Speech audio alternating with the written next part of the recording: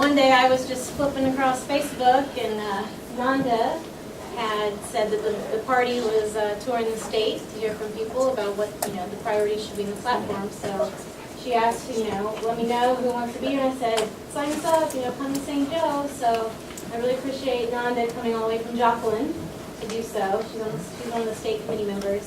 And we have Jayla Anderson as well, and Jack Bainbridge. The three of them have graciously come to hear from you. I'll let them share a little bit more about themselves. And I also wanted to kind of say thank you. There's no library staff in here, but this wonderful theater, it's used for free, and the library system here in St. Joseph does so much for our community. And there is a special election coming up August 8th to renew the library levy tax. So mark your calendars, August 8th, get out to the polls and vote to renew that tax. It's very important for our community, so I wanted to make sure everybody was aware of that. And we have coffee, cookies, country cookies, the local favorite. Help yourself. And before you leave, if you want to get signed up with the party, there's a sign-up sheet right over here. Please sign up to be involved with the local groups. And I think that's about it. So I'm going to just turn it over to them. And yes. Hello.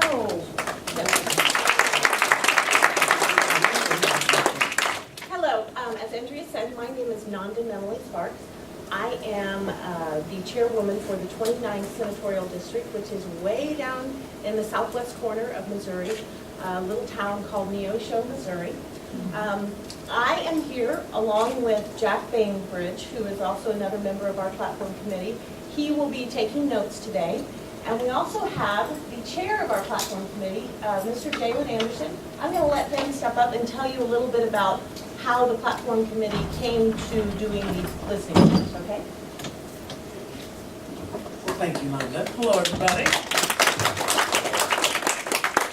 First off, I want to thank Andrea for allowing us to come and speak to you all and to hear your ideas and visions that you want to see the party focus on in 2018. Back in December, after Stephen Weber was elected chair of our Missouri Democratic Party, several groups and several state committee members, including myself and Nanda, wanted to talk about how the party's not been connecting to people. How we've always been trying to decide things at the state committee level and then force whatever our platform is onto the rest of the state. Not listening to what your struggles and fears and hopes might be in your specific areas. Stephen Weber was listening, and he agreed. When he asked me to be chair of this committee, I asked for two things. One, I want a listening tour, and two, I can't have any of our statewide or current elected officials come in with a red pen and take out things from what people have said. And he agreed. So then I became chair of this platform committee, the youngest chair of any platform committee that has ever been in this state, or any committee that is run now. I'm 25 years old, so that's kind of an interesting thing to see a state party trust in a 25-year-old to rebuild a platform. But I will say, over the last 18 meetings that we've had across the state, it has been amazing to see that Democrats are here in this state. The way everyone likes to see, oh, it's Missouri, it's too red, you'll never find a good Democrat ever. As the former vice president of the Young Democrats of America, I will say that it's great to see our young people who want to be involved in the party in any which way or how, any kind of group that you're involved with, because this is the time to change that. But we can also learn from those who came before us, those who fought those good fights during the 50s, 60s, 70s, and 80s. My grandparents passed away, both of them passed away last year, but their indoctrination in me was that Democrats are about people, but sometimes Democrats forget to listen. And that's what we have to change. So, today, we're just going to be listening to you all. What do you want to see in this platform? That's going to be you. It's not going to be the state committee. It's not going to be some document from the 90s that we pull out of an arcade building somewhere and just throw that on, and then you have to accept it. Now, I will say there will be things in the platform that you might not necessarily agree with, but you will see something that you have said. that will be in this platform that you can agree with to fight for this party in 2018.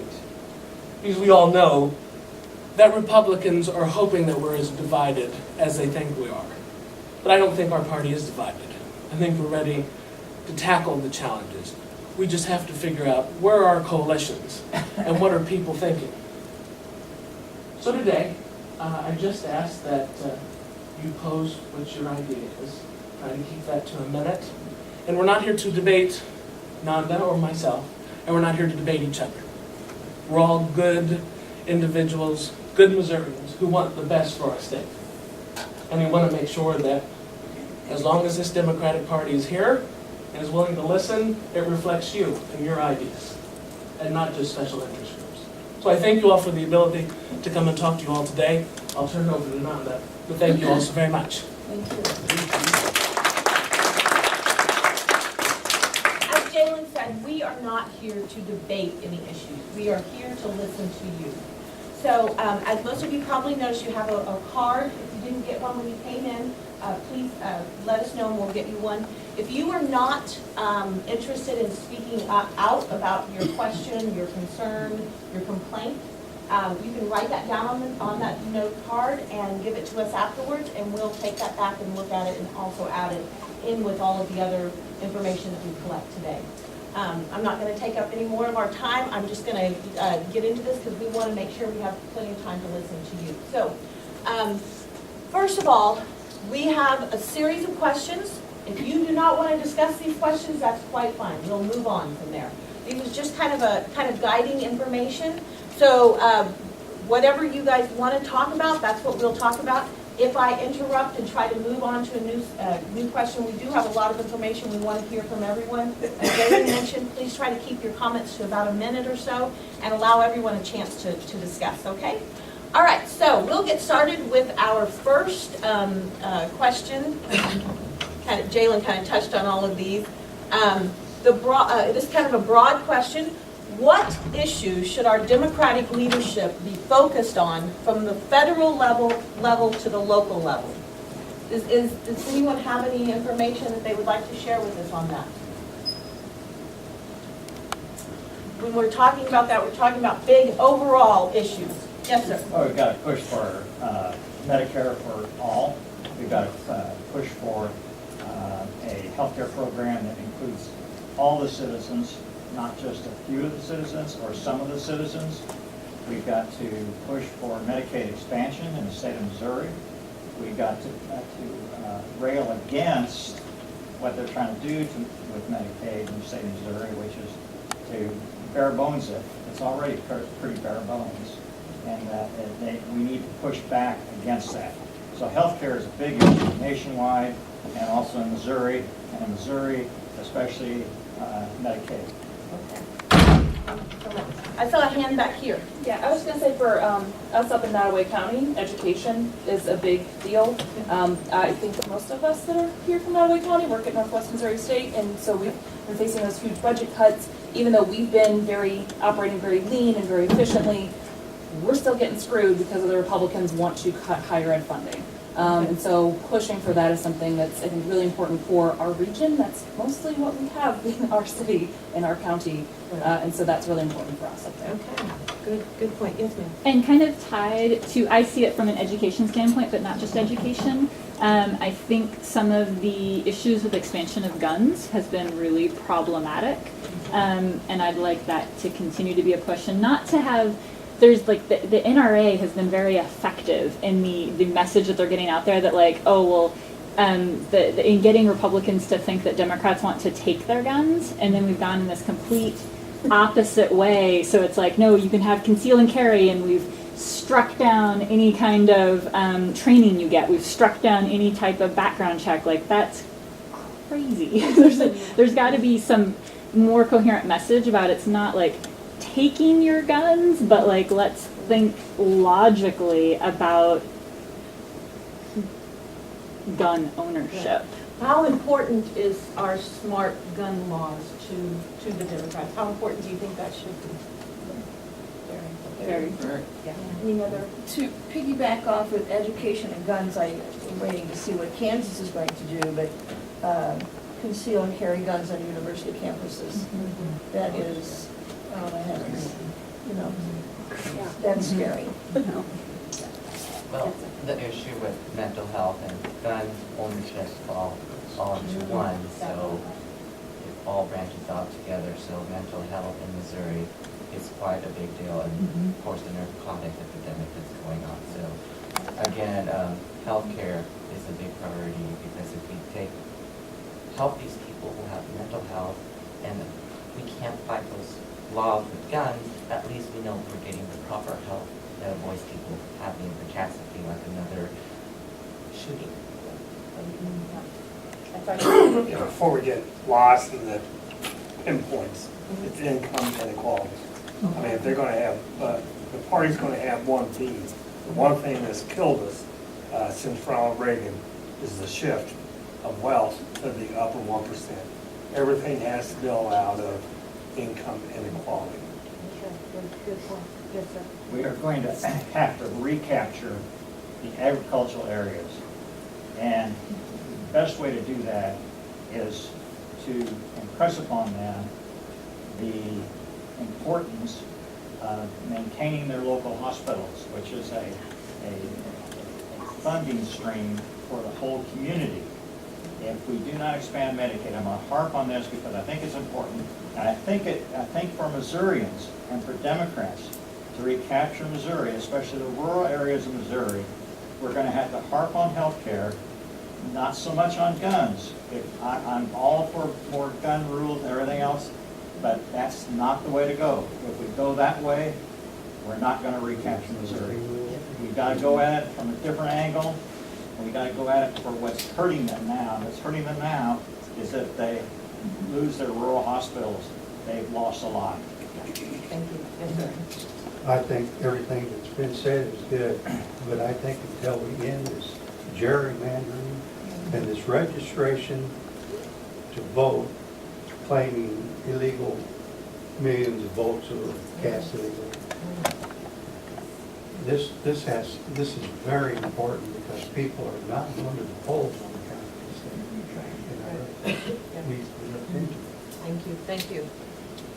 Yes, sir. We need to reconnect the Democratic Party with the poor, and we have rates from 5% to over 40% in some of our communities here, especially in northwest Missouri rural. Young women who have small children are 50% in poverty here in St. Joseph, Missouri. We have lots of agencies and lots of programs, but there are holes, there are gaps, and not only do we need to have a message for the poor, but we actually need to go out and get them registered to vote and convince them that we are part of their solution. There are some awful things in some of the welfare system. It's very difficult to get through and you have to keep doing it. There's all this paperwork stuff. There's people that don't treat you very nicely in some of the agencies. And then one thing that I've run into is that if you're disabled and you have a spouse that can work, you can be on Medicare and have your spouse work, but you're only allowed $185 extra income a month. So then you have a choice of either working under the table or divorce. And that should not be the state or federal policy. And I think we can tie the healthcare issue with jobs as well. If you notice the latest job report, healthcare, central Obamacare has consistently been adding jobs. Right. These are good paying jobs, they can't be outsourced generally, and they have benefits. So if we take away a lot of people's health insurance, you're going to see people, not only rural hospitals closing, but people are going to lose these good paying jobs and benefits. So we need to tie that together and show the importance of healthcare is also tied to our economy. Kind of falls under the income inequality as well. Yes, ma'am. To change the subject, this last thing that Trump people are doing, wanting the states to send them the voter registration. I'm serious when I say, I very seriously said to myself, I'm not voting again ever if they're going to give out my information. I'd rather not vote than to play into that. And that's what I think they're counting on, Yeah. is that it will be a voter suppression, huge on the Democrats. Yes, sir? I feel like this is an issue that's more state level and, again, rural. There hasn't been a big Latino and, multiply diverse outreach at a state and local level that the Democratic Party has not invested in. I feel very ignored, and I will continue to preach about it. I feel ignored because it's like, I went to the Den several meetings. I feel like I'm the only person of color sometimes, or the third person of color. Join the party. I know what you're talking about. So, But why is that? Why is that? What do you think we're doing wrong, that we are not getting more people of color to come to some of Well, these meetings? this is just something that I had wanted to bring up earlier. And one of the things that I thought about before I came is that we need to change the image of people who are victimized right now by this administration. By victimized, I mean, say, the working poor. And I've heard people victimize people that say, like, work at Walmart and say, oh, they're probably on food stamps. Well, yeah, they are, because they're making minimum wage. And yet, everybody criticizes them, and even in states, people are criticized. A working mother with a child, trying to get, some help. She's criticized. And somehow we're not sticking out for these people. And I've heard them say that they don't, say, well, why didn't you vote? Well, what for? Why? As a person of color, what do you think is something that the Democratic Party should do? I feel like we should work with our neighbors. I mean, I feel like there's racial ties still in St. Joe, Missouri. I'm not from St. Joe, so I feel like it's very segregated. I come to St. Joe or in other cities in Missouri, I feel it's very segregated. It's like, I don't know my neighbor who is a different skin color, and that should matter at a personal level, but I feel like we don't know each other. There's like all this backlash still. And of course, the administration, current administration at federal level is not helping, but we don't know each other. The Democratic Party here does not know the African American community. They don't know the Latino community. They don't know all these other small communities within the community. So I feel that promotion would help a lot. So I hope maybe there could be some funding that could be given to, we can promote the local and state Democratic Party. Yes, sir. I'm a voter registrar. I have gone door to door in the mid-city area. It's hard to be a citizen. People don't want to pay attention to what's on the ballot, what the issues are, what the candidates stand for. I've been told countless times, my vote doesn't count, don't bother me. How do you get past the apathy? It's not a Democratic issue. People just don't vote. Any ideas on that? What the Democratic Party needs to do to work better towards that? I think we do automatic voter registration like Oregon, where it is, you opt out, you don't opt in. I mean, Even if they're registered, if they feel this way, are they gonna come out and vote though? I think that's a start, saying your vote matters. We are automatically we're not gonna make it more difficult for you to vote. Because for some people, it's the challenges of getting the ID and the cost of it and getting to the polls. It can hurt, right, if we automatically say to everyone, you're important enough, voting is important enough that we want you automatically registered to vote. In states that, Oh, sorry, your hand. so in states that do same-day registration, they have a 10% higher voter turnout than states that don't. No, just to kind of, I think one way to attack the apathy is, because what you saw in this last election was a huge rise in populism and people that are tired of money in politics and tired of corporations and special interests meddling with our, representatives on both sides of the aisle. And I think the party kind of came out in a strong way and supported public financing of candidates. You know, took all these measures to say we want the people, individuals, to have power in the party, and changed in that image that might bring more out people that are apathetic and say, yeah, well, they really want me to be involved, you know, and part of that's going door to door, not Back here. Here, I'll let them go because they've had their hands up for a while, and then I I'll go. just wanted to say I would like to see taxation increased and promoted in a way that makes it more attractive to people. Because it can be a very good thing, be a very good. Taxation increase, you can tell Be a this very isn't a good room full of Republicans. A very good stimulant for the economy and Right. for the people. Right. And of course, the living wage. We're never going to get, there are jobs everywhere, they just don't pay anything. Right, yeah. No respect for him, as this gentleman was, Service Jesse jobs. was speaking about. My concern is the consolidation of media. Mhm. And without the message that's being brought to the people, most people trust their local media. Mhm. But more and more that's being bought up by larger and larger conglomerates. And then they're essentially told it's more effective than having their own, say Fox News. A lot of That's people correct. might or might not believe Right. in a particular news Right. brand. Right. And we have very little independent media, Mhm. so much so that recently we had a radio station that was doing nothing more than reading the Declaration of Independence, NPR. Mhm, yeah. And there You was heard an that? insurrection. And it was radical. I mean, It was when you talk radical. about public media, I think that that's something that we, and it touches on all of the other things because that's how we become informed. I know we use the other means, social media today, Mhm. but the local person is informed by their local news. Right, right. And the Democratic Party doesn't come across to those people very often, not near as often as a car dealer.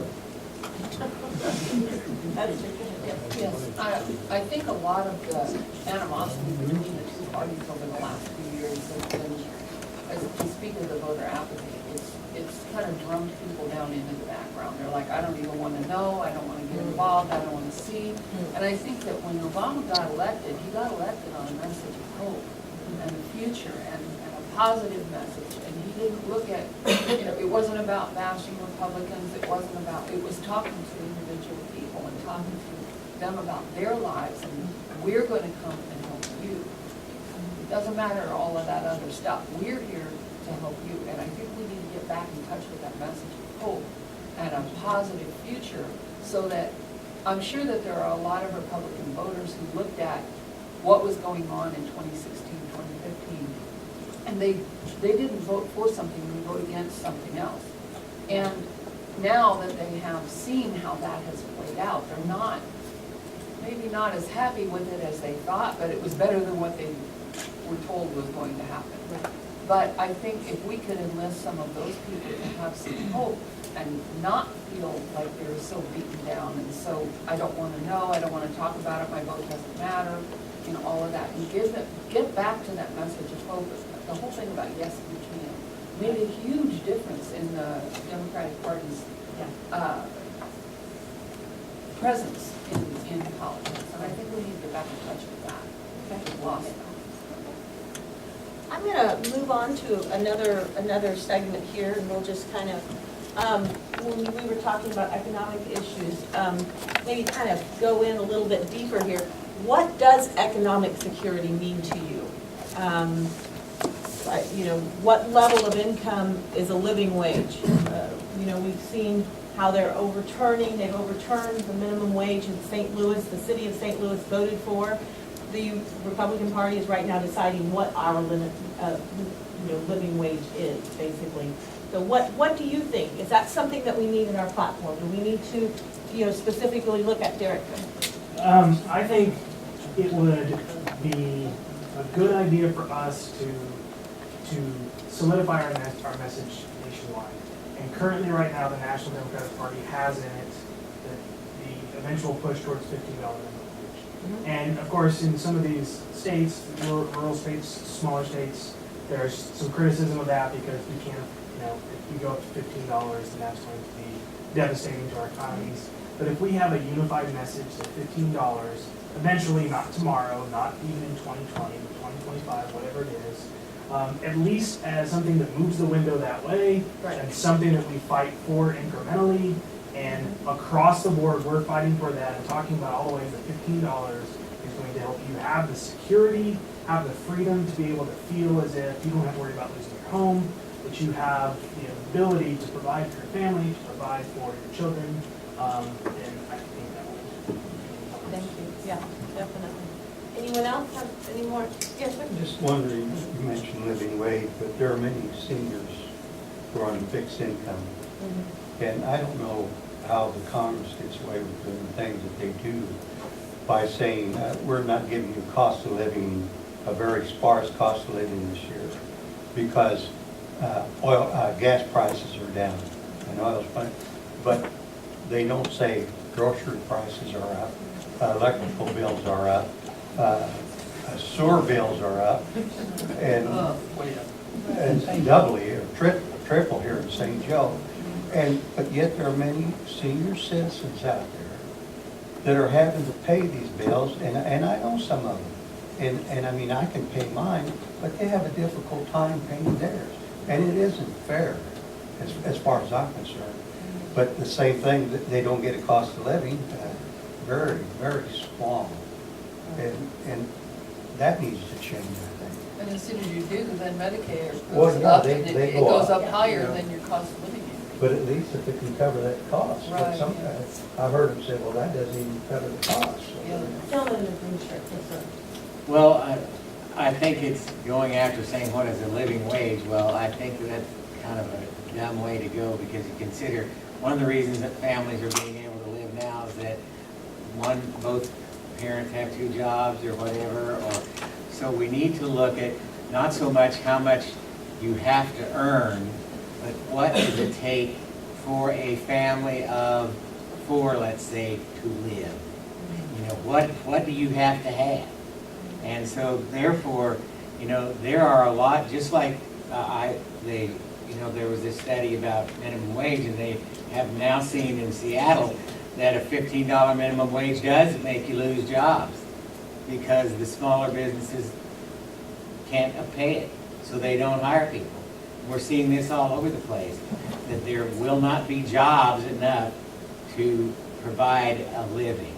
So I think instead of just looking about how much to earn, we're going to have to look at other things. For example, one of the reasons we have food stamps is because you can't afford to buy food. So we provide food directly. Subsidized housing. I mean, my son was telling me the other day, there are 4 empty homes for every one homeless person. And yet, people don't have places to live. So I think we have to look at what does it really have? What do you have to have? You have to have food, you have to have utilities, you have to have a place to live. Well, what does that cost? And if you look at that, then we're some of these people, a single income person might have to sit there and say, well, you're going to have to pay her $40 an hour in order to live with her 4 kids. To cover childcare while mom goes out and works. I mean, those are all pieces of the same problem. So what does it take to actually take care of a family of 4? Yes, sir. You do have to have some subsidies for students who, or people who want to be students who are in poverty and want to have, and need to have childcare.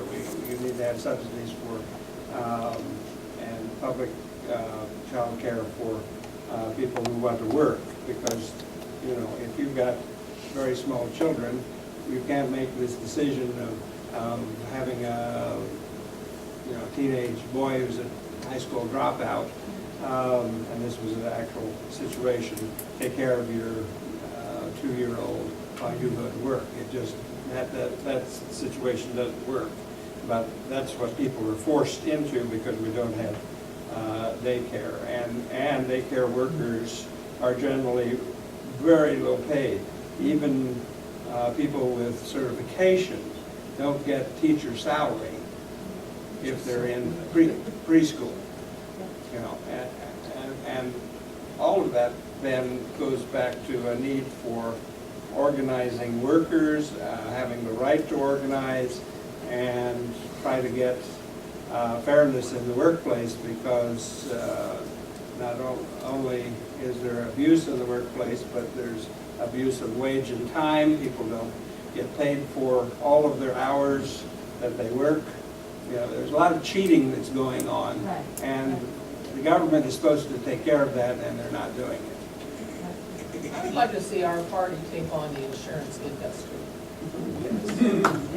Yeah. Because until that is controlled, you know, we don't have a chance.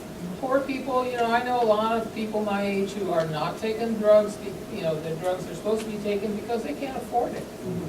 Their measly little social security check doesn't cover it. And, you know, it's all, you know, the insurance company is dictating what my health is going to be, not my doctors, but the insurance industry. They tell my doctors whether or not I can get the drugs that they want me to have. I think if we push for Medicare for all, that goes two birds with one stone. Yes, Yeah, yes. Exactly.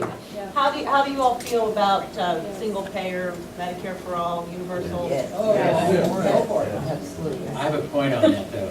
One of the things, I just retired from Social Security, and when I started working there, and I'd worked other jobs, 8 years ago, I had to buy my time in from the military so I could retire.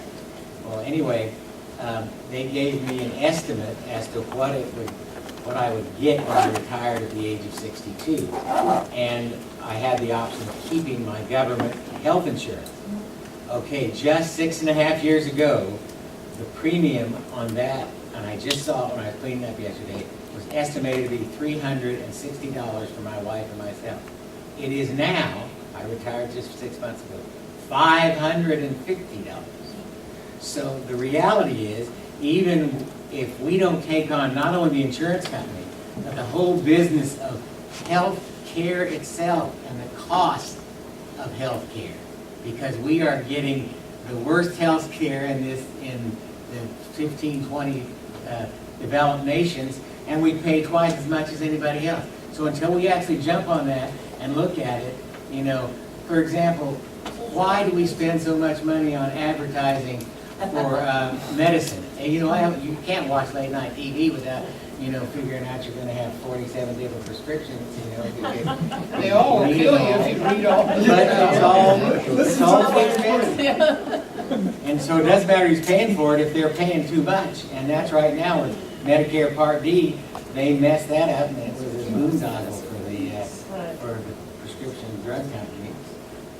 Yes, sir. My question is, how do we promote the $15 an hour wage, especially in rural areas? Again, I bring rural back because that's going to be really hard to promote $15 an hour, especially again with the small businesses.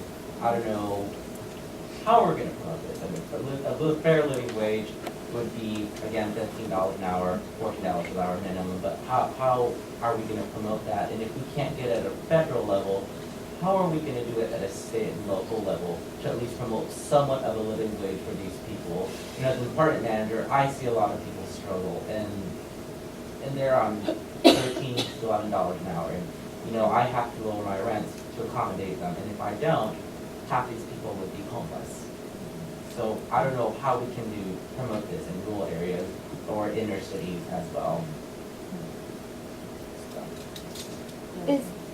So one thing that I'm wondering is, it seems like in stuff that I've heard that the push for the 15 wage is so divisive, and that's not something that tends to get people to the party. It seems very divisive, so I don't know if maybe there's a way that it should be talked about differently, and it should be talked more about like economic security or something in using those terms. And I don't know if that actually would be good or bad, because I don't know if maybe then using those terms, it's like, well, we're just kind of talking about this differently, like trick people, I don't know. Or if it's good, because then you are opening up that conversation instead of people just hearing like 15, like no way, like I'm closed off, I'm done. Like as soon as you mention the word gun, they're like, no, I'm done. Never. I think Yeah. it really depends on like the area too, because Yeah. the cost of living is so different here than it is in like New York City, where like, yeah, $15 an hour is not Or that St. much, Louis, but that's like, not a living St. wage. Louis. in Yeah. Maryville, like, oh my God, like that's pretty much nice, like that's Yeah. a lot for, Yeah. you know, we can get a whole lot for not a lot up That's there, the lowest so. paid county in Missouri, I think. Yeah, I mean, it doesn't cost that The much up lowest there, rate. right? Yeah, So, but- like, But I so mean, not that it should be they that have the low, lowest, but, Very high. and I think Yeah. higher, but Missouri, maybe, yeah. but like 15 sounds like, whoa, a lot when you come from these areas where the cost of living is so low. Unless I missed it, I'm we for really it. have a piece of all this, of getting out of poverty has always been education. And a big component of getting out of poverty is bettering our public education all the way through college. And I think that is a tremendous part of what we as a party need to address and promote, is the ability to improve your own intellect and your own opportunity to earn a better job because of your education. And it has to be free. And certainly through high school, and not giving money to charter schools, no. Our country's built on public education. And we have to make it good for everybody. Well, college is great, and I have degrees, so I know that I think it helps me a lot. But there are people, we need people who are carpenters, we need people who are mechanics, we need people who are plumbers, we need all of that. But those people, of course, a lot of them now, if they go union and they go training and everything, can earn well, but I think we need to make that an option at the high school level, that you talk to people and say, hey, you aren't interested in higher education, but you need some training. You've got to have some training past high school in order to make a living wage for you and your family, and need to be encouraged to think about what direction they might be interested in going. Vocational training along with. Yes. I have two children, one with a 4-year degree, and my daughter, and my son, who has a 2-year HVAC plumbing degree, and he's, you know, a couple years younger than his sister, and they're in their 20s. He makes almost as much already as his sister does, with a 2-year degree, and he had very little debt coming out of the 2-year program compared to her debt. So, and he didn't want to sit in a college classroom, he doesn't want to write and, you know, do all these other things, but he wanted to, you know, he was interested in doing something with him, but I think we've gotten away from thinking these are valid, necessary, can be well-paying jobs, and we need to talk to kids about this. Vocational, yes, Yes, vocational. I do think that one thing that is so important with a platform is the language itself and how we tell our stories, and to drop language that people don't understand. One of the appeals of 45 is that he uses simple words, short sentences. He speaks at about a 6th grade level. Yes. And that is where some people are at. Yes. In the United States, the average reading level is 8th grade. And that's why when you go pick up a popular magazine, try it sometime. Yeah. The paragraphs are short, sentences are short, the words are little. And I think we get accused of elitism rightly sometimes because of how we talk. Yeah. I worked for a marketing department in a local hospital in Joplin, and we were trained to write in language that a 5th and 6th grader can Yes. understand. Yes. Nothing more. So, yeah, you're exactly right. Very good point.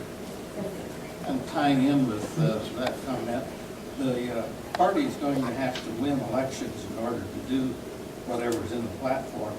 And it seems like that one of the things we need to do is work on word shopping and wordsmithing, the terms that we have. The conservatives always seem to come up with things like right to work and clean coal. Kind of George Orwell. Well, if any of you come up with anything, be sure to send it to us, okay? Well, I don't know if this is a good example, but on the Affordable Care Act, where there was the individual mandate, and it sounded like it was bad. What if it were called the individual option? You buy options to purchase something in the future. you may not buy your insurance now, but you buy an option which guarantees that you can purchase full coverage down the road. Very true, yeah. It's all in how you give it to them. Yes, So Jerry. I know this is moving away from this, but this is absolutely right. This is how you have to win elections. Republicans don't get a monopoly on the word freedom. And I always peddle this, you know, we're mostly educated folks in here, I'm sure. If you ever want to read a great book, if you've heard of Don't Think of an Elephant from George Lakoff, he's a cognitive linguist, and he talks about these exact things that we need to be talking in terms of the same thing that Republicans are getting people the words freedom and security, all those comfort sorts of things, but talk about how our platform and our policies create economic security. They create the freedom to live a life. You know, if I have a living wage, then I'm free from the worry of, you know, getting kicked out on my tush because I can't pay for rent. Yeah. It's called Don't Think of an Elephant. Yes, sir. You know, education is fine and dandy, but you need the encouragement of the family. Many times I've read that a lot of the people who go into the medical schools or the law schools are from different countries. Their parents came over to this country recently. They stress the children to get education. If the parents don't stress the education, the children won't go for it. When I was growing up, most of my grandparents came from Eastern Europe. When we came home with a grade card, not only did we show our parents, but we showed our aunts and uncles, our grandparents, because it was important to them. My grandfather told me one time, I was 16, something like that, and he asked me what I was doing, and I said, I'm going to school. And his eyes lit up. Now this man had the equivalent of third grade education all his life. He said, his eyes lit up, he said, learn everything you can. They can take away your house, they can take away your car, they can take away your money. But what you know, they can never take away from you. It's encouragement from the family. You need to reestablish family values so that the family will work toward encouraging the youngsters to stay in school rather than, oh, I don't care if he went to school today or not, it's all right, it's no big deal, he's not learning anything anyway. That's because he doesn't show up. So we need to reinstill family values. That's another word, family values. I think it's only Republicans have those, right? Yeah, I think that, But not very good ones. I think that the biggie for the Democrats, just like Derek was saying, you know, they tell that when you can control the language, it does make a difference. It's like the estate tax versus the death tax. Yeah. You know, and the Republicans have won for years on that. But I think we need to, as a Democratic Party, absolutely define what we mean as family and say we're going to do everything to support every family in this country, no matter whether it's 2 men, 2 women, 1 woman, 1 man, or whatever, and that we will do everything necessary to support families, people who are trying to take care of kids, or if you're single. I mean, if you're single, you're still a family. But I think we get this word family, and then that's, well, it's a man and a woman and 2 kids, and then we don't count anybody else.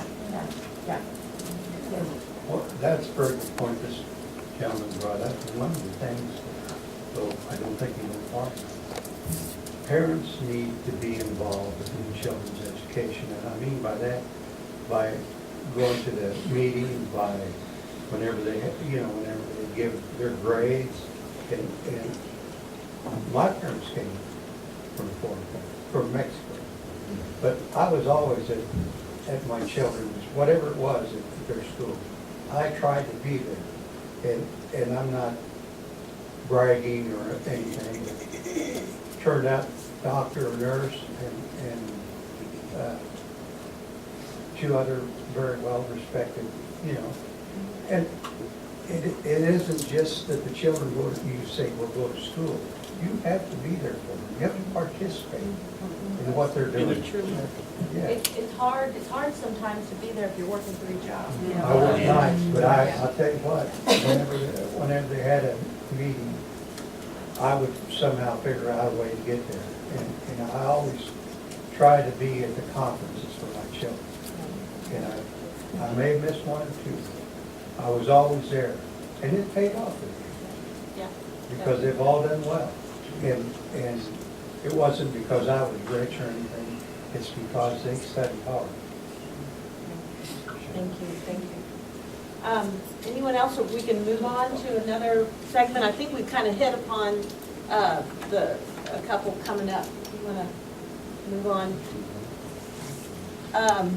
What does it mean when we say the Democratic Party is a big tent party? So we kind of discussed a little bit of this, but who are we leaving out and what policies would result in our party being more inclusive? Looking at ways that, if this is interesting to you all, great, we can move on. If you don't, looking at ways that our party can be more inclusive. We kind of touched upon it, but does anyone would like to add anything else? Yes, I wanted to back up with that first question about why there aren't more minorities here. This is a good snapshot here. This is a perfect snapshot because there's not more minorities here today because there aren't more people here today. Why aren't there more majorities here today? And the St. Joseph, I'm in Kansas City, and the ratio is a lot different as far as minority and Caucasian population, but the population here is pretty typical of across the country, 10% minority. This meeting doesn't have 50 people in it. There's about 5 minorities, 4. It's a perfect snapshot. Why aren't there 200 people here? Right, And we have 20 minorities. Right. And so that's one issue. But the thing is, I noticed this with the DNC, and I haven't been involved in any of this, but maybe 9 months. And I thought it was so exciting. And the Hillary proposition, and I gave money, and I did this, and so on, and then I thought there was going to be a break after. But then we got Trump, and it's more nonstop than it's ever been in the history of the planet. But then my excitement, and I joined NDP, I joined DNC, and I gave $50 for this, and oh, they've got to do a bunch of commercials because they just did this other thing, and now they're over here, and they need this money. And everybody knows that crowdfunding is proven. 15-second spot on the news about a kid in a hospital that needs to go to St. Jude's, and we'll all call in, we'll all crowdfund that. They can have $50,000 tomorrow morning. That's the way I was giving to the Missouri Democratic Party and the DNC when I first joined, because we were crowdfunding these things that were really happening. Then I get all these emails now. Sharon, Jay Ashcroft just said, blah, blah. Okay, well, you just sent me the deal about the right to work, and I gave $25. Why are you worrying me now about this other thing? Tom Perez, that's the same thing. And then Susie Q says, Sharon, we've got to get on board. I joined Move On. Gave them money, now they're never going to go away. I quit donating because of that. And they say, add your name. Sharon, you know my name. What am I adding my name for? And what did you do with my $30? And you're talking about what Trump just said to Prime Minister of Mexico. Where's my $40 back? Nobody told me what we did about right to work. Well, we wanted to pay for buses to go over here to this. Well, nobody said anything about buses. You just said add your name. And, oh, by the way, click here and add some money. Nobody ever came back and told me. Now, I'm the one that will sit there at 10:30 at night, where's my wallet, all those little kids, and giving money. You know, people in car wrecks that don't have the money to pay for funerals. So anybody will give money to anything. We prove that every day. But our Democratic Party is no different than any other in the United States, whether it's DNC. They don't say what it's for. But during election time, you see the flow. You see that. Just tell me what it's for. You can sucker me every time with a good story. And there's no accountability, and so that's why there's no traction. That's why there's not 200 people here. There would be 200 people here for something that we don't even know about right now today with the news story. And so I don't know what you did with the last Thanksgiving. Nobody ever comes back with a report. I'll get 5 more emails asking for more money, and nobody says what it's for. You didn't ask me to go down there and bang on the door. I see those people at the crowds. I look at Buchanan County Women's Democratic Club stuff. because I think, did I do what they asked? Or when am I supposed to, or what time was that? And so I have those accountabilities. And so I don't really care about the MDP because they just asked me 10 things and I never You reported want back. results. I You wanna just care see about the results stuff that I for it. see. Okay. And if they just did that, and it's doing great things, we've got bus people, how'd those people get down there to Gem State? Did carpool, could I have been part of that gang? Or did you need me to be part of that? Or is that about this or do we, but that lack of accountability makes it seedy. And why so many names on the email? Leslie so-and-so. It says MVP, so that must make it okay. Why did she do it? Why don't you keep using Nanda's name, because I know her? Right. Well, first of all, I want to thank you for joining the Missouri Democratic Party and giving and taking part with the Missouri Democratic Party. We definitely need people to help us out. And we will get that information to our chair, Stephen Weber. What is your name? Shit. So every share, this is what I do. You got my name.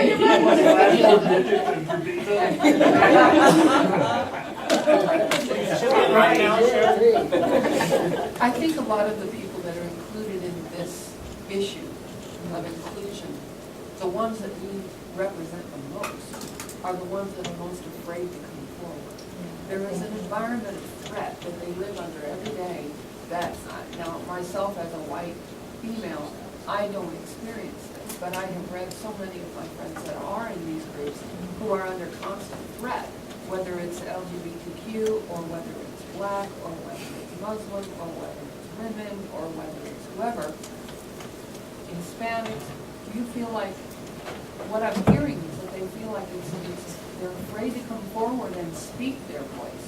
So I think what we can do as Democrats is really make a conscientious effort to reach out and tell them and let them know and give them a safe place where they can have their voices heard, where they know somebody actually cares and is listening, and then who will act on their behalf.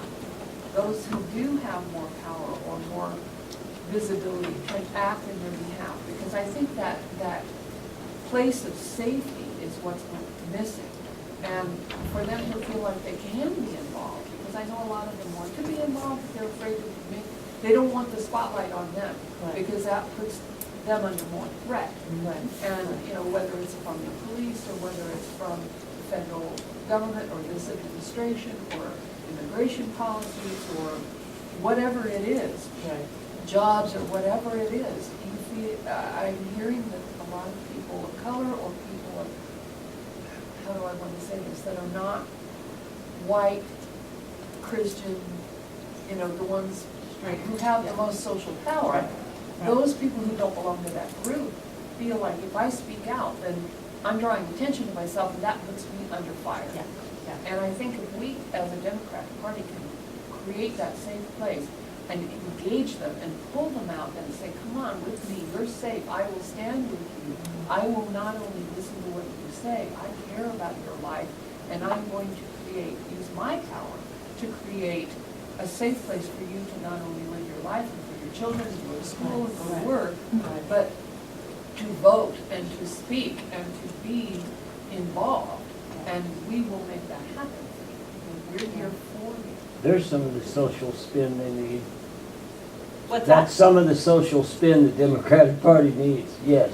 To be able to connect to the people as opposed to speaking at them for their own purposes. I mean, I can sign Stephen's birthday card, it came through the email, yes. And I maybe I don't get responses because I just send him letters all the time when he sends me an email, I don't know. But I do know that I can feel or sympathize with that. I saw your hand first and then. Well, the Republicans tend to go for one thing at a time. We're against abortion, we're the right to life people, only if you're a fetus though. But once you're born, you're on we there. try to be really inclusive and we want all of you, will, instead of saying, we want all of you, we'll say to you, we want what you want. We want you to bring you up. We want your group, the LBG, LGBTQ community. UBWA. But all these groups aim kind of at them with individual, I mean, we want all of this, but I think sometimes you put it all out in one thing, everybody gets too, well, I'm not really for that part, and, oh, I don't know about this immigration stuff, but if we say what's right about each thing in a small, I don't know, I'm not saying it very Being well. specific. Being specific and saying what's good about this group Right. and how we can help them. Right. My thing is, that some people of color or ethnic background is like, well, Democratic Party, same old, and same old. Why should I even join? And that's what I hear a lot. We're still poor. They have no, especially in the district. What do they do for us? Nothing changes. What are we doing for them, especially in urban cities or in rural areas where we have this power, but we don't actually act, and this goes back to who are these Democrats that are running these areas? Because we're losing, and we have this supposed tent, but there's holes. Yeah. So I feel like we need to do something about that.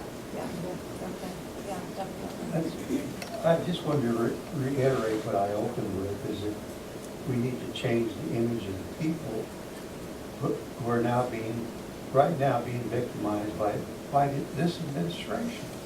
You know, and I mean, it's working for it, and it's women that are being victimized because they can't get help, you know, to or whatever it is that they need, you know. And the lady just said, you know, about abortions. Well, they're against abortions, but yet they don't want to give people help to help the children. You know, I mean, Or it's a birth double control. standard is what it is.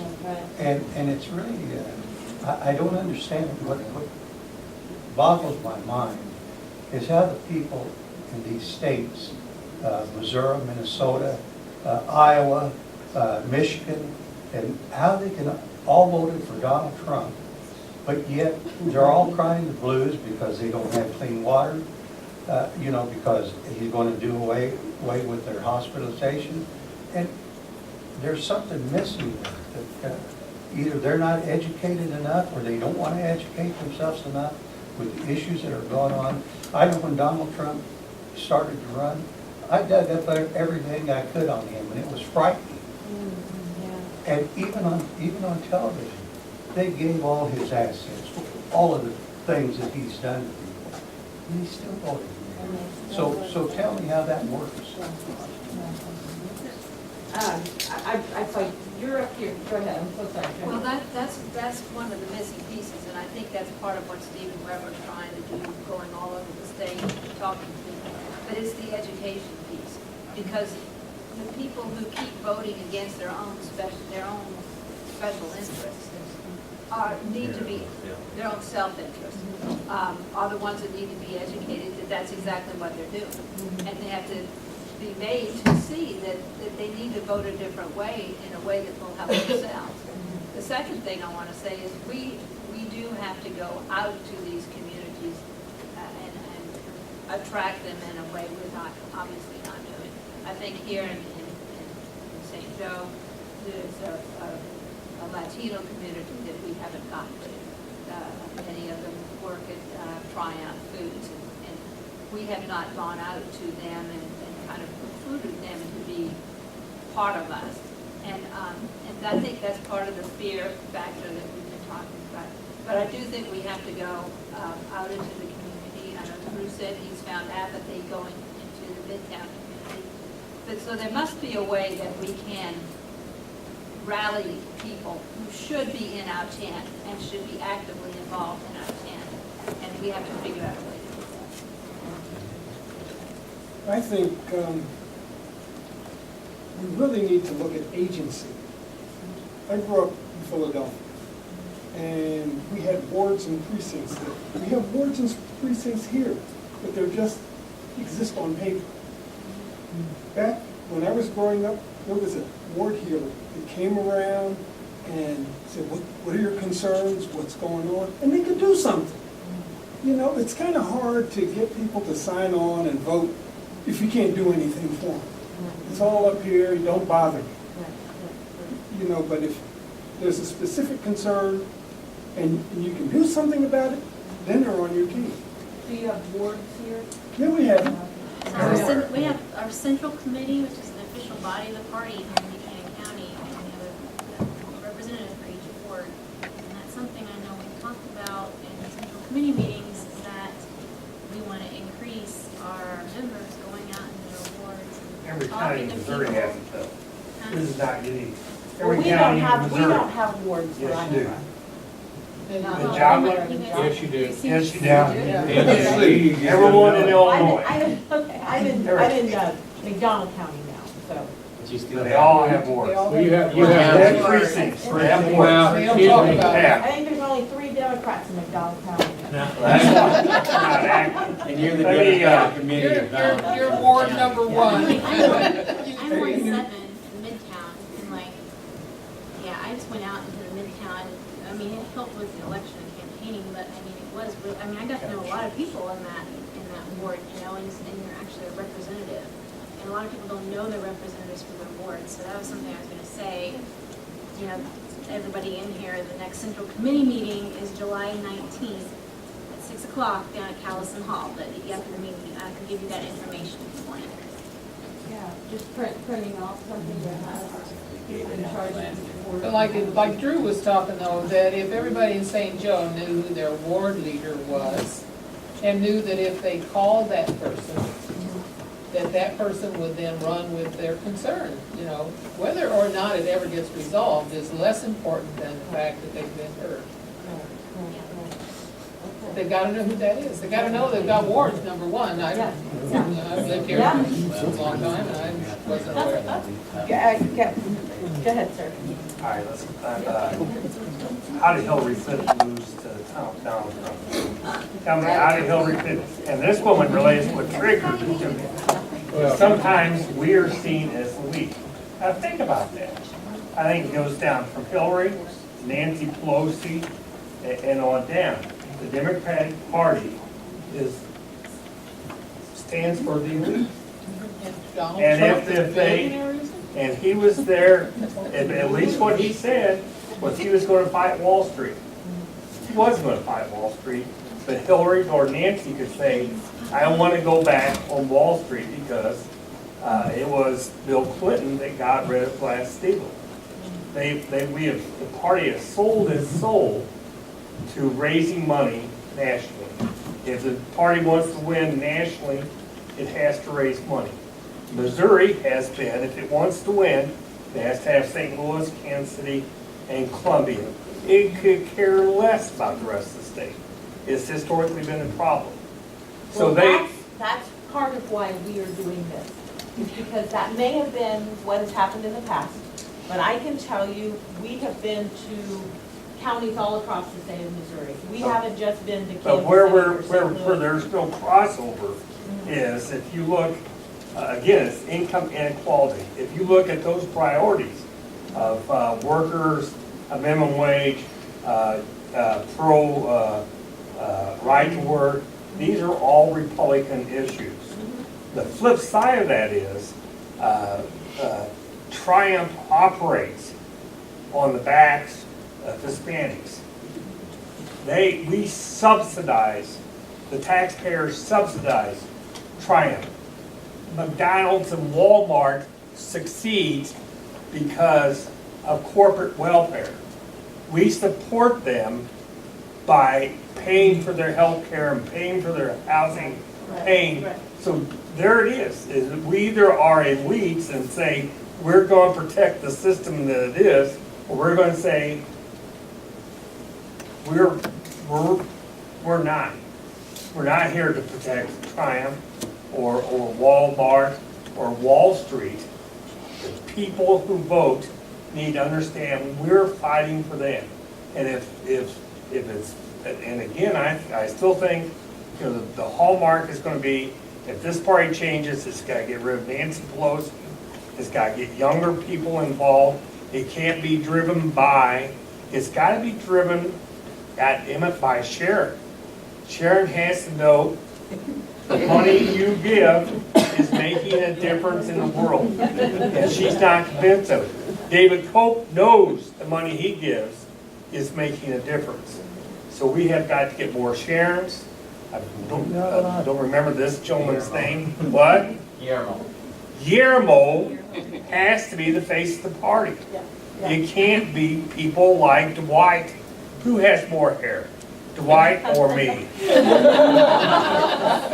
For God's sake, we're old white men. It has to be Guillermo, it has to be Drew. It has to be people that say, I don't care what Nancy Pelosi says, we're raising money I will from tell state you to just a little state. bit, I'll tell you a little bit about myself.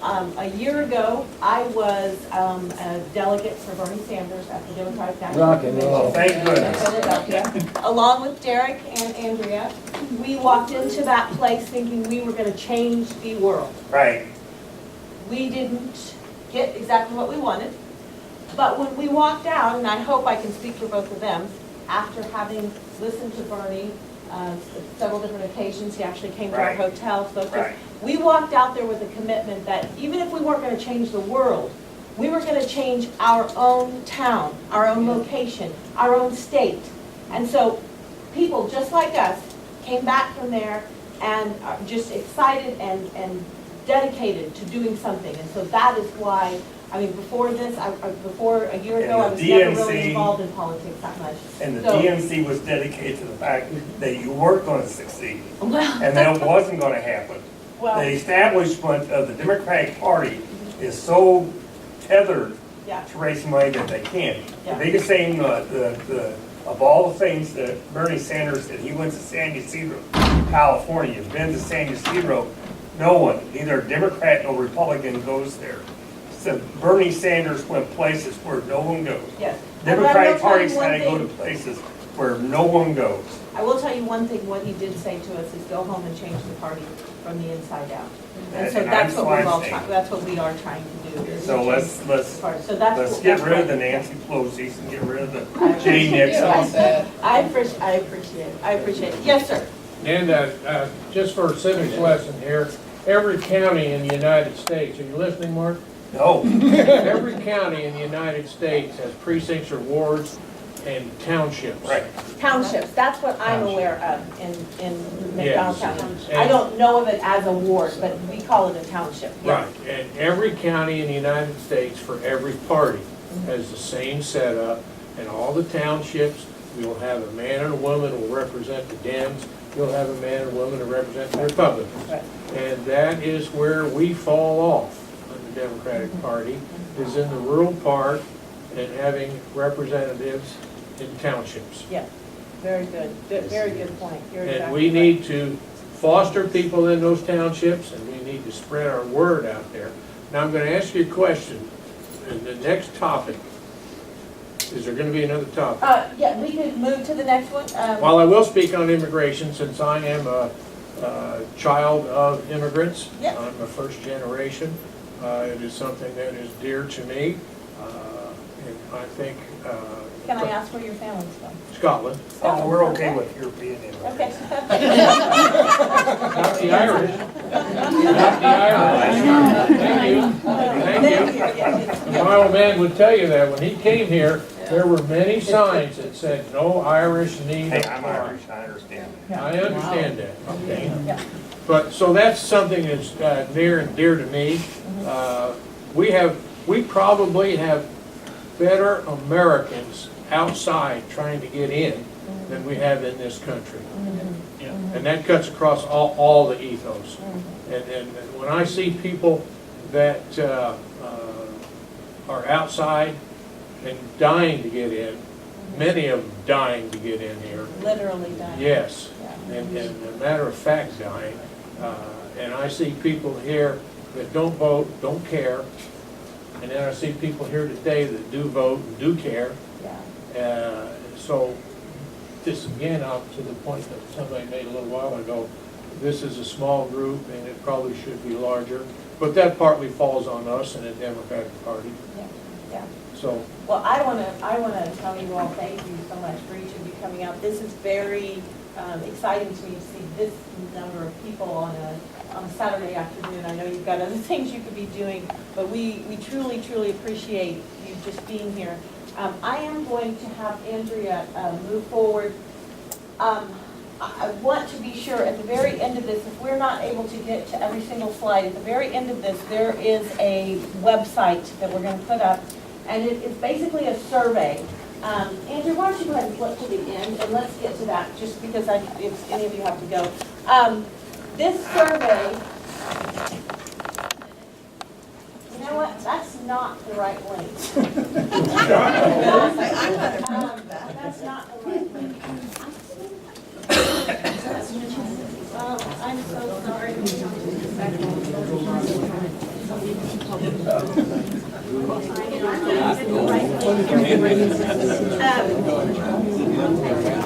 This is a link that I'd like you all to write down, and basically what it does is it's a survey, and it's a survey that you can share with your friends. Anyone who would like to also contribute that maybe wasn't here today. Will Susan send that out? What's that? Will that be sent out in an email with your normal email? We can give it to Andrea. And she'll go ahead and give it to you. I'm so sorry. I'm just going to go ahead and get to. The party sends the emails to me directly. Yeah. So I would imagine they'll send me this as well. No? Well, this has been done through the just through the platform committee. Oh, okay. Now maybe at the end, after we've collected everything, the Democratic Party may want to send it out. But as of right now, okay, let's hang on just a second. Hold on, I'm going to get it to you. There we go. I just never use social media, but I know email. I'm so sorry. That is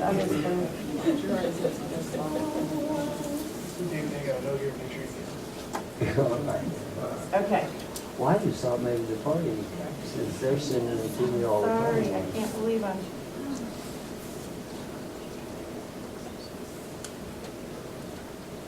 There were two.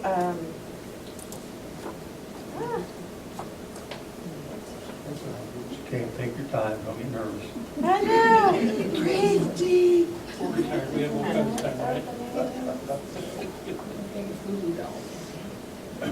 Don't try to find it, you'll find it.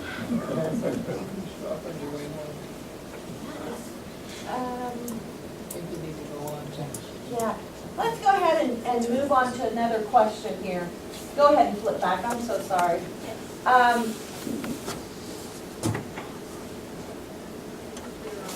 Number 4. Okay, how do we restore faith in our governmental systems, and why do you think people have such little faith? This kind of goes back to what you were talking about. Yep. As far as being accountable, as far as people, knowing what our money is going towards. What are your ideas as far as crafting the Democratic platform? What should we, as the Missouri Democratic Party, speak to concerning ethics, the electoral system? How do you feel about superdelegates? Throw that one out there. What are your thoughts on how we go about electing people in our? So since we're we're seeing the government taken apart, we're going to have very good examples to show people what happens when they don't have government, because from the ethics system where the gentleman who was running that just resigned, to all of the parks and national monuments that are in danger now of being delisted, including Sequoia. People are going to have a very good example of what happens without government. Because this is a group of people that actually believe that the people who are running, like Paul Ryan, and they have a basis in a group of economists that believe that it's all about personal self-interest. it's an anti-religious idea, although they will try to convince people that they're religious, but it's not. And so we have to talk about how the community does things, how government is not this entity that is your enemy, it is us as a community. Right. Working together. And unfortunately, not all legislators, not all representatives act as if they're working for the people, and so that is part of the disengagement. I've got that website for everyone to write down real quick. It is HTTP. H as in H as in hello, T as in Tom, T as in Tom, P as in Paul, colon, backslash, I'm not exactly sure why they said it up like this, tiny, TINY, dot, CC, backslash, LL, July, no space between that. July. And that, yeah, all lowercase. Tiny.cc. Tiny.cc backslash LL July, JULY. And that will take you to a survey where there's different options you can choose, but there's also places where you can write in. And it kind of takes you through a list of questions similar to what we've been doing today. But for people that were not able to make it here today, for people in maybe some of your groups at home, that you know, that would like to have some input in what we've been discussing, that goes directly to a file that we're going to be using through the platform. .org.com. That's it. Just that. It's a website. Okay. Go ahead, sir. One of the things that I think we ought to be doing, it's great to hear from people here, but I think that we ought to, that you and the platform committee ought to also go look at other democracies in the world and look at the fact that the Australians voted 90+%, the New Zealanders voted 90+%, and find out from those, from those people, why do they have a greater respect for their government? Why are they voting for something? Because, well, it doesn't matter. Many of those countries don't have to vote. But the Australians do, but other countries you don't have to. And they still voted 90%. But the Australians have to, and that's why they have 94%. Okay, yeah. This is basically what the survey looks like. It starts just like this, and you just go through and click on it, and it all goes into a spreadsheet that then we'll tabulate later. Garrett? Does the state party ever endorse or support ballot initiatives in Missouri? Being Yes. one of the states? Yes. The right to work. Right. So I know they're doing the right to work, but with that specific slide that you had up, there's currently the Clean Missouri petition, which I have here if anybody wants to sign to go to the right to work before you leave. There's one for ranked choice voting. There's one for proportional representation, which is maybe something a lot of folks are not familiar with, but all of those are things that in other countries they utilize and lead to greater turnout, public financing of statewide elections. If I'm not mistaken, these have to be brought up in front of the committee and a vote taken before the whole committee will consider. Has to pass it by has to be brought up. 75% Yeah. of the state committee members that are there. At the state committee meeting. Yeah. So, I mean, if you want to, look Who's into your that. state committee person? Yeah, who is your state Right. committee? Okay. That's the person to talk to, because they'll have to introduce them. Okay. Has there been any talk in Jefferson City seriously about doing away with electoral college? Well, No, I not mean to, seriously, not, I'm talking serious. no, not that I'm aware of. Not that I'm But aware of. thank you. I personally? Yeah. I don't know as far as the electoral college. Now, when it comes down to super delegates, that's another question. But I mean, personally, I think that has protections. The electoral college has certain protections in For the certain small ways. states, though, for the small states, that's what it protects. Yeah, small populated states. yeah, go ahead, yeah. I was gonna say that if we really want to contrast the Democratic Party with the Republican Party, I think what we ought to hammer to them. I think what we ought to do is use the wordsmithing marketing thing to create that contrast on ethics, Yeah. to propose it and put it out there in a media blast of how we represent ethics Yeah. and what ethics we represent and how we're going to do that, so that when people see those things, then they look at the Republicans and go, well, they're not Yeah. doing that. It's much easier to make do that- that this term. Right, than yeah, we're this gonna have one a lot, caveat and- we're gonna have a lot of examples of unethical behavior. Yeah. And if we can, as Democrats, represent ourselves as pro-ethics, pro-morals, it Right. counteracts all that hype that they've done, that they're saying the words, but they're not doing the actions of morality. And we need to be more, because they paint us as the immoral Right. group. Yeah. And we need to come out strong as the moral group, because obviously, we're the only ones who are. Yeah. Yes, ma'am. 3 quick questions. Yeah. Do you have a list of other stops that you're going to be making, other listening stops? Yes, we do. I don't have it all personally. I know tomorrow we will be in Higginsville, outside of Kansas City. On Monday, I will be in West Plains, Missouri. I believe August 1st, we have On the something. 20th, we're in Warrensburg. On the 27th, we're in Peculiar in Cass County. And then on the 1st of August, we are in Webster County in Marshfield. Is that on the website somewhere? I wasn't able to locate the list or a growing list. Like, can people request that you come to their area? Yes, yes, we Okay. have until the 1st of August, 1st of basically. August, okay. Somewhere around the 1st. Okay, Yeah. because I'm from rural north central Missouri, from Trenton, very conservative okay. area. Okay. And so when you talk about, one thing that I would like to see, I've been going to Kansas City a lot to kind of get refueled and regenerized to go back to that area so that we can, you know, talk with other like-minded individuals and try to build. And I never thought it would happen, but there was a get-together where Stephen Weber spoke, and there were 50 Democrats there, and I couldn't believe it because I didn't believe that there were that many there in that area. There are.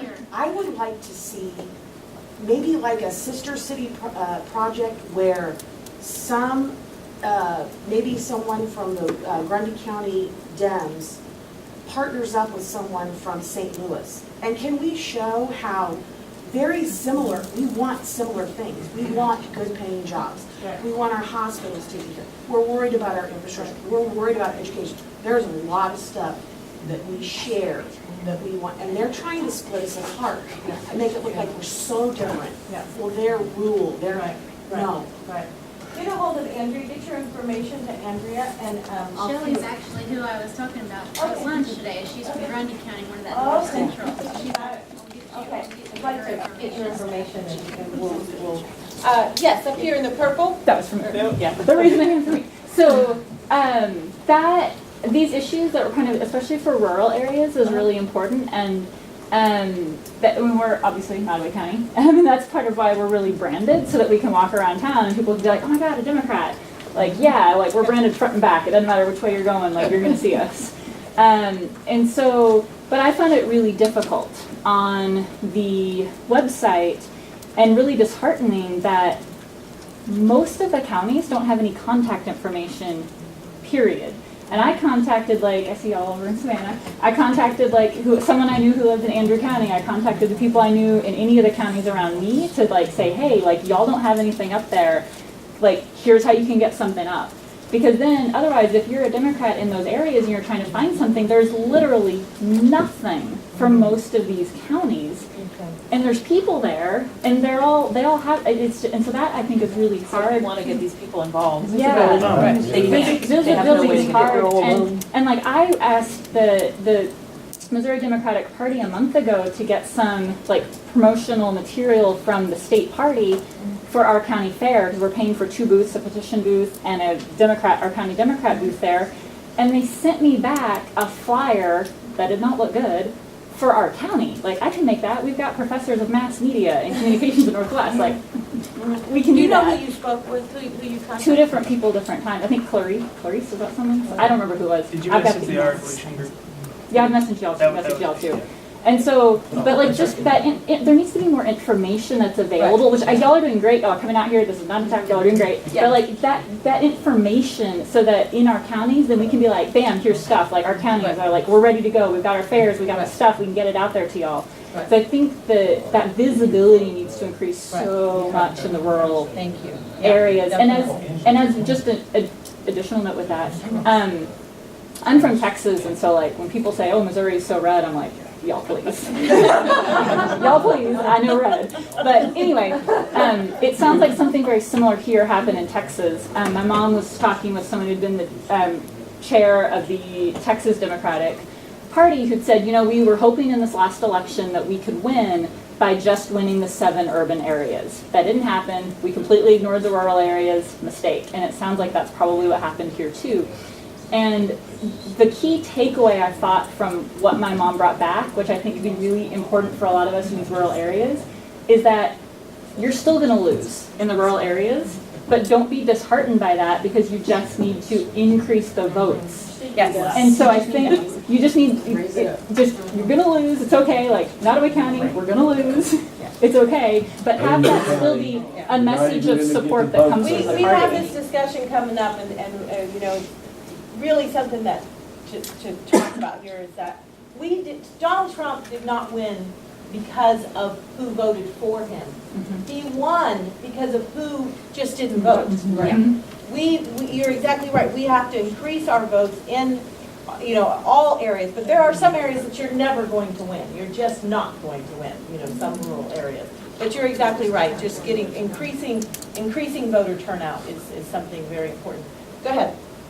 Oh, I was raising it, so Yeah. she get it. Oh, okay. I did have something that I wanted to say actually to what's on the screen. So you're talking about superdelegates. I think superdelegates are kind of ridiculous. Like they've never actually determined the outcome of the nomination, but like just having them there makes so many people angry that I don't know why we have them. Like we have them so in case we want to change it, but then if we did, then we make everybody angry, and just having it makes everybody so angry. It's Like not why? democratic. Yeah, it just makes no sense to have it. Part of our elitism. And talking about corporate money out of the party, like getting rid of campaign finance reform is like a huge big, like it's insane. And we need money to win elections, yes. But I think if we're gonna try to be the party that leads it, like we should lead by example and maybe take better corporate money or less of the bad corporate money. Like pick and choose, like if you're a candidate and somebody's writing you a check, then say I don't want your money, I want money, but I don't want your money. So try to build to a more broad base and get our money that way. Thank you. Thank you. I think the Democrats need to have somebody running in every office that's available. There were so many blanks that, that just destroys anything. And that's one of Stephen Weber's threefold Yeah. plan in the state, is to have a candidate in every opportunity to run. Always have a candidate. I don't care if you have to And pay help. somebody to run, do it. Are you running? No. That's what everyone says. We need to have people, but no one wants to run. I thought that. And I'm not running either. She's young, she can do it. I think that's what Lauren was saying, we're about to get kicked out of here, but I wanted to say, before we do leave, that why I think that the Bernie Sanders campaign, because that was a mouse and an elephant there. And that the reason it had that impact is still after the election, on into the year, you have Bernie Sanders, people that are still more focused. And it's in this segment that's inside of the Democratic Party. But there was the plan. And that impact was felt all over the United States that, wow, where'd this guy come from? How's this happening? And why doesn't he get their permission at the end, and there was this federal war even all the way up and on beyond the election. That plan is why, if Hillary had had what Bernie had plan-wise, we wouldn't be in a situation with Donald Trump. And the Democratic Party, if it adapts to the plan, because this laundry list is not fully in its official And it's the kind that would make me throw it all in the closet and close the door, which is just not gonna get to us. And if you don't have a plan, if you don't have a to-do list, if you don't have a laundry list, all this was for nothing. And Bernie Sanders proved that to be done. Again, if Hillary had just what the Sanders campaign had, even if she wasn't the best candidate, you can be no good and win. We see that. Get enough people like you to donate to them. Yeah. And then they change the subject. Every time I give them money, they change the subject to something else, which was not a point. And Bernie's an old white man. Yeah. And look at the youth. Okay, I'm so sorry. I'm so sorry, sir. I was the head of the Missouri Democratic Party, or the National Democratic Party. I would have a rural strategy. Without a rural strategy, we ain't gonna do it. That's it. And so there's got to be a rural strategy, and I don't know what those components need to be, but they need to be there. Secondly, I truly believe that the Democratic Party is going to have to be more progressive. I don't like this, we gotta come back to the middle of the road approach. I think the lady back there is exactly right. I think Bernie touched a lot of heartstrings in his campaign, and I think that the Democratic Party would do well if they would follow the direction that he was headed. So those two things, a rural strategy, progressive outlook. And I would like to speak to both of those. Every quarter in Jefferson City, the Missouri Democratic Party meets, and we have a rural caucus and a progressive caucus. And you, as long as you are a member of the Missouri Democratic Party, I think it's a $35 fee that you, amount that you pay every year. It's only one time. It's only one time. You can have a voice and a vote the next meeting is next Saturday in Jeff City. We meet at the Lincoln University campus. And I cannot stress this enough. One of the things that Bernie Sanders said is that change doesn't start with him. It starts with us, each one of us sitting in here. Each one of you that took the time to come out here today, again, I have to tell you, thank you. Thank you so very much for giving us the information that we need. But also, think about making another step. I'm not talking about giving any more money, maybe giving a little more time, maybe showing up in Jeff City. It's not that far away, you know. Maybe you've got family there to visit. Just come over and spend a day. Go to one of our meetings. You can sit through the actual meeting of all of the different senatorial chair people from across the state of Missouri. You can see how that all goes down. But during the morning, they have these different caucus meetings. That's on the Missouri Democratic Party website. You can find out exactly times and all of that. So please come and give your input to that as well. I encourage you to do that. We have exceeded our time in here, I'm afraid. We have till 4. Is that? Yes, ma'am. Keep going that long. Yes. There's a paraphrase, I think, that works. It is, people are to be loved, things are to be used. In society's chaos, things are loved, and people are used. The Dalai Lama. I didn't do that very well, but I think that's what we need to project. Yes, definitely. Like that's why I moved to Missouri and I joined the Democratic Party. I never heard another thing from them. I don't even know if they ever got my check. They probably didn't. They If you did haven't not. heard, because if you have given money, you will I get. sent in my form with my check after I remember what I was at. I never heard another word from them. Did you get your card? That's not what I was going to say. That's true. Did you send it to Jeff City? Because they moved to Columbia. Before you ladies went. Whatever address was on the form that I got last November. Anyway, I never heard, the check was said, I never heard another word from them. Really? What does that say about how important they took my $35? You didn't get And a I membership never heard card? Well- Do they have membership cards? Yeah. Yes, they have a membership card. They should have sent you in the mail. So that's something you probably better, you should call and check on. Again, if you have a senatorial chairperson, you can contact them and find out as well. But yeah, if you send your money in, you should get a card from the Missouri Democratic Party, and you get an email. You'll get an email, Didn't have every so often. So. Customer service. I'm One of so the three sorry. of you should take her name, and she will get back to you. Definitely. Don't make it her. Write your name She down, has to and I will, and your address, Yeah. and I will find out. I sent that sheet around, people putting their contact info on. But if you'll write it down on that card and give it to me, I'll be sure. Oh, okay, okay. All right. Amanda, Yes, sir. before we break, I have a phrase for you. We didn't touch much on it today. Thank you so much for coming. Oh, I'm not gone. Oh, okay. And seeing some contemporaries in here that are approximately my age, one of the things that the National Democratic Party has to do is to strengthen Social Security. And the best way to strengthen Social Security is the phrase, scrap the cap. What that means is, the first $113,500, you pay 6%. So if you make $227,000, you're actually paying 3%. But if the cap was laid out all the way 6% all the way through, Social Security would be solvent forever. Warren Buffett only pays That's exactly right.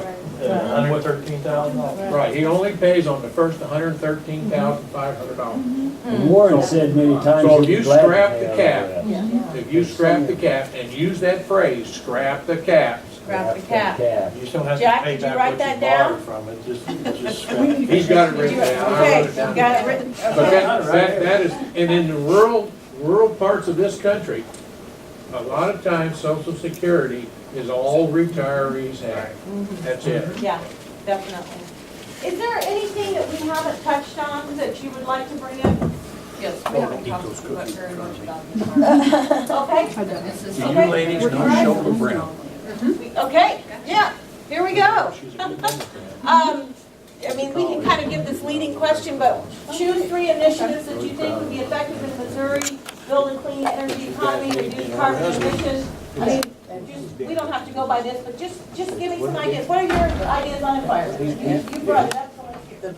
What I think we should do as a Democratic Party is we've got to fight fire with fire. Should be a good what start for you guys. the and I'll Republicans push it are on using mine. to Could we have one conversation in the room at a time? Yeah. What the Republicans are doing that has been effective to oppose environmental progress is that they've made it sound like it's economically unsound. And I think what we need to do is approach environmental policies and education in a way that it makes sense economically. And show that this is a growth industry. It's going to grow with or without us. The other countries are going to be leading the charge on this. We're either going to be involved or we're going to be left behind. And also that, like for areas like this in St. Joe, we can be leaders. We have an opportunity to be leaders. And as the state of Missouri needs to be a leader.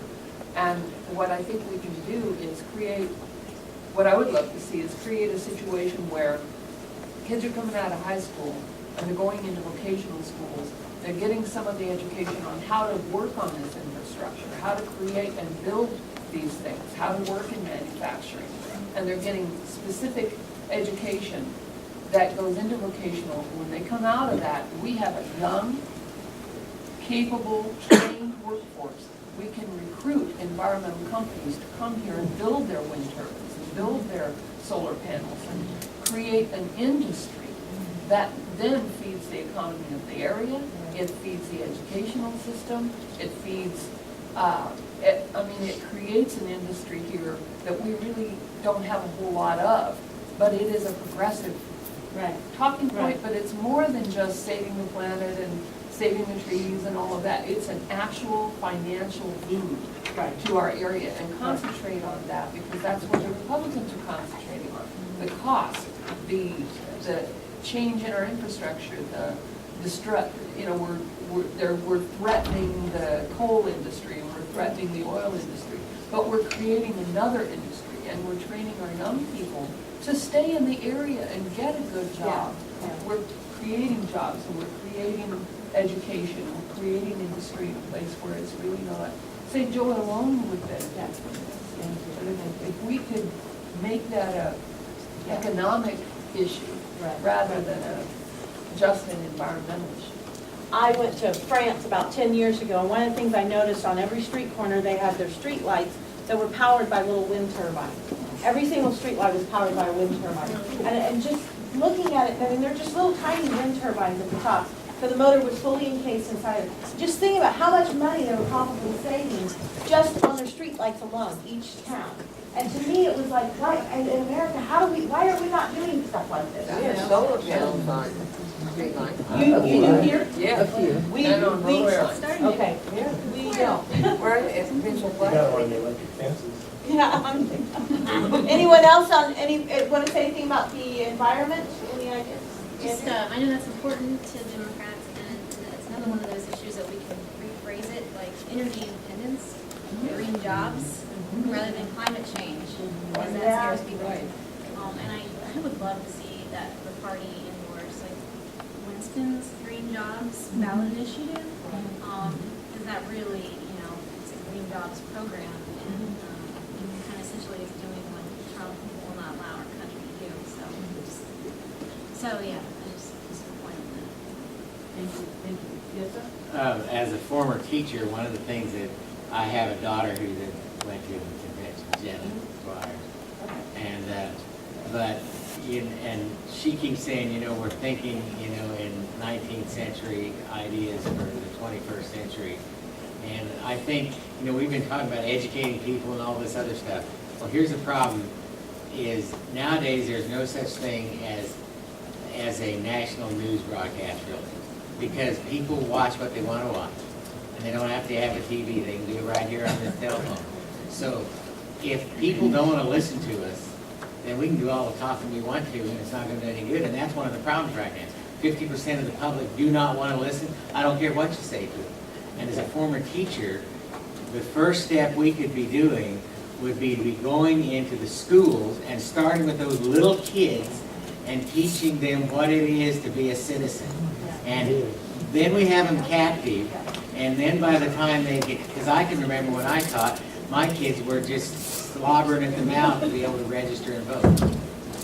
But nowadays, if you don't get them by the time they're out of the school, and you may never get them.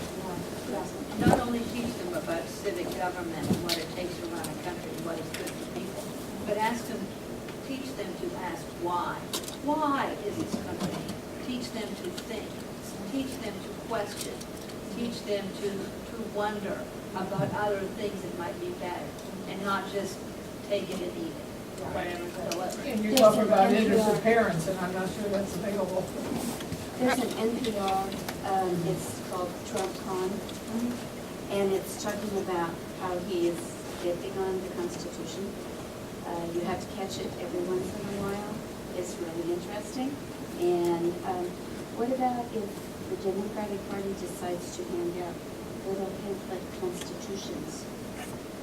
You can get them for the voice. I know, but if you're having an event, you hand it out and say, oh, would you like to have?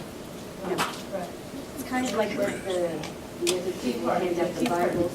No, the Gideons, they do. Right. Yeah. Yes, ma'am. I think it would be nice to have more Democrats stand up for water protection. When we heard Carol Caskell speak, she said she voted for the pipeline, and I was just devastated. Even if she was the only Oh, I see your one, information. the only one that voted against it, even if she felt like it was gonna go anyway. Why join them? You gotta stand up for the water. We all have to Talk to have the it. Indians, they'll tell you about water protection. I've heard of Mass They got transit system. mass transit. Which I was looking at, it's like, we do need more mass transit. We're falling behind as a nation, states, everywhere. We don't have good enough mass transit. We want people to use mass transit, but yet we don't promote mass transit. You know, they're doing away with Amtrak. Yeah, oh, yeah. It's under fire now, they're trying to remove it. Amtrak, that is mass transportation, it's the cheapest way to get across the country, and they're trying to do away with it right now. Well, When we talk about the platform, one of the things that the Missouri delegation national platform was unsuccessful with is passing that language platform that says candidates would be against fracking, against pipelines, all of that, those sorts of things. So that would be awesome if the Missouri platform could take that stance, as we have several Democrats that take a stance and say, no more pipelines, let's look at solar, let's look at wind, let's look at alternative Yes. energies, and platforms. Yes. All of them adhere to. Definitely, you got that there. Okay. So if we just got out of the Paris Accord, that took it down notches as an objective at all. I see it as a chance to rebuild though, you know, just because so many governors, mayors have said, regardless of what the president said, we're not going to stand by that. I think the Democratic Party needs to build off of that, say, okay, I'm with these people. I don't care if they're Republican or not. It's just something that has ceased to exist in my lifetime, was for House members and Senate members to converse with each other and actually have a dialogue. And there isn't anymore. It's obvious, they'll tell you if you talk to them, that they don't have friends, they know who they are, but they don't communicate other than the reasons that they have to. Even in the state of Missouri, even though. Oh, exactly. What is it that you expect to do, say, 6 months, a year from now, as a result of this? Is there going to be reporting? I'll that let says that- Jalen, our chair, speak to that if you'd like, Jalen. I mean, I'm happy to, but I think he can probably explain a little bit more. He's sitting back there about ready to fall asleep, so I was wanting to get him standing up and walking around. Sorry, I'm jet lagged, I apologize. So, so the listening tours will end on August 1st. And then at that time, the next month, we will be meeting with our allies. Organizations that have been friendly to the Democratic Party, mainly labor unions, social activist groups, those different types of folks. Also to see where we can make inroads within the not so friendly Democratic areas, where we can work with the Chamber of Commerce, especially with Medicaid expansion, because the Missouri Chamber of Commerce came out for Medicaid expansion, and the Republicans keep blocking it here in the state. So we're going to try to meet with those people that we have not reached out to yet and see where we can gain ground. But the main core of these things, though, is our social activist groups, our civil rights activist groups, and our unions, to make sure that that's the base. Because I believe those have been taking advantage of it so far. After that, we will write, you probably didn't want to know all this, I'm just kind of explaining the process. No, I'm taking it. Great. I'm glad to hear it. Then around September 15th, we will begin to start writing the drafts of the platform. And what I will do as chair, I will delegate to certain members of the committee. There are 15 members on this committee that was chosen by our chair. I will delegate different powers to them to deal with certain issues. So like with Jack, he will be a part of probably a 3-person team that deals with labor issues. What does labor look like in 2018 and 2020? And so on and so forth with those different issues. Then probably around October 20th, we'll try to have at least the planks done, written, and ready to go into a platform. That's when we'll start to create what this platform will finally be. What I am thinking, and talking to the Minnesota Democratic Party, because we're so similar to Minnesota, it's fascinating that we've missed each other tonight like ships. They have come up with the idea of a human rights mandate for a party, to hold Republicans' feet to the fire for any time that a Republican stands against any of our social issues, that we say to them, you're against human rights. Plain and simple. Because even though we all know Republicans are against human rights, they love to say they're against human rights, they love to say that you're not allowing enough freedom, remember a freedom word, your human rights are civil rights and your constitutional rights. So this platform will tie in all 3 of those. The other part of this will be our economic mandate. Now, the mandate has a fascinating kind of reaction these days, because especially in Mississippi and Alabama, we're seeing the word mandate by they want the Democratic Party to be about something and not just appeasing people. As we all can tell, several Democrats will say, oh sure, I'm for this, but then no, I'm not really, but oh, don't worry, we'll figure this out later. That's not what we're doing now. These are going to be in concrete. These are going to be what our base will be going into 2018. So, then after we have finalized the platform in January, with the next Democratic State Committee meeting, we'll propose this to the State Committee. And it'll take them approving it, voting on it, hopefully passing it, keep your fingers crossed, a little bit lobbying of our State Committee to get that passed. And after that's passed, we'll have a platform for 2018, so that we can have something ready to go, not only for our statewide to go off of, but in rural areas where, let's take my area for Blue Springs. It's not necessarily rural, but it's suburban, and it's never been Democratic. But it's always been on just the very end of being Democratic Republican Democratic. Republicans have won that area more than 52% of the vote. But they always get us on the wording. It's always those little catchphrases that they like to throw out.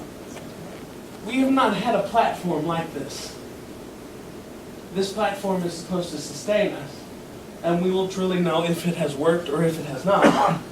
Something that hopefully we can print out, something that we can send to rural candidates and say, you want to talk about these 3 issues? This is how it's worded. If you want to word it in a different way, that's fine. But we need to bring issues up that are more local than at the national.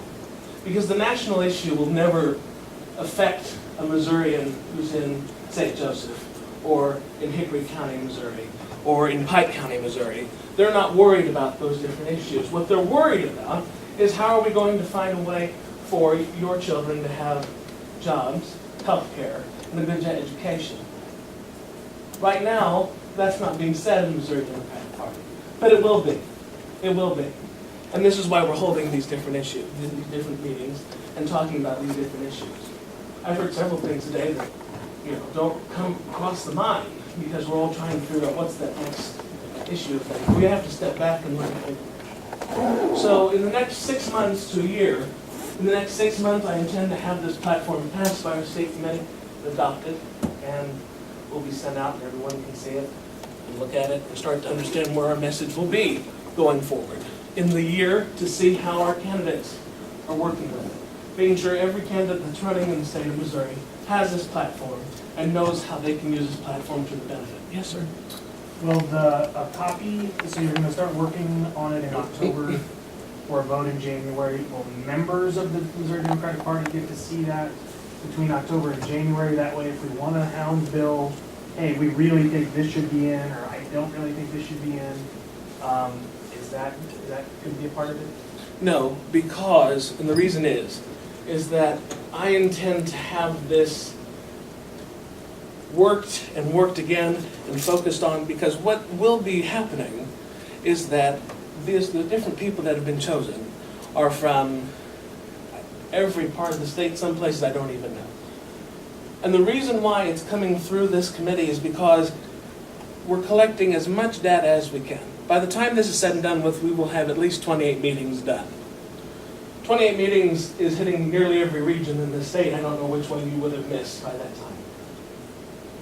This committee was specifically made to write that so that the state committee, of which you all have elected, will be able to understand that. Now, what I will say, though, is before the vote, I intend to have this sent out to as many people who are members of the Democratic Party. But I want it to be finalized, and I want my committee not only to pass this with an overwhelming majority. I won't have this sent to the state committee unless 14 of the 15 approve. So if it's 13 to 15, it's not coming out. That's plain and simple. Because we want a united front and understanding. Because this group is such a wide array of people. It's more, it has diversity, it has LGBTQ, it has Latinos, it has African Americans, it has Asian Pacific Islander. So we have several different layers to this. So that's why. Okay. That's being done That's this actually way. what I was asking. Okay.